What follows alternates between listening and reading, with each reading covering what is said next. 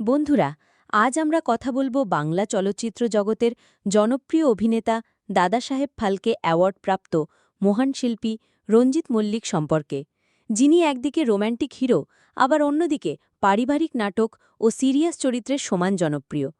রঞ্জিত মল্লিকের জন্ম ১৯৪৪ সালের ২৮ সেপ্টেম্বর কলকাতার একটি খ্যাতনামা বংশে। তিনি কলকাতার আশুতোষ কলেজ ও কলকাতা বিশ্ববিদ্যালয়ে পড়াশোনা করেন। শৈশব থেকেই নাটক ও অভিনয়ের প্রতি তার ঝোঁক ছিল। ১৯৭১ সালে মৃণাল সেন পরিচালিত ইন্টারভিউ ছবির মাধ্যমে বাংলা চলচ্চিত্রে তার অভিষেক হয়। সেই ছবির জন্য তিনি ভেনিস চলচ্চিত্র উৎসবে সেরা অভিনেতার পুরস্কার পান, যা এক বিরল সম্মান।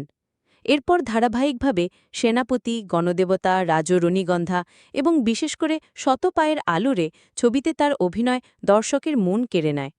৮০ দশকে তিনি মূলত পারিবারিক ও বাণিজ্যিক সিনেমার পরিচিত মুখ হয়ে ওঠেন।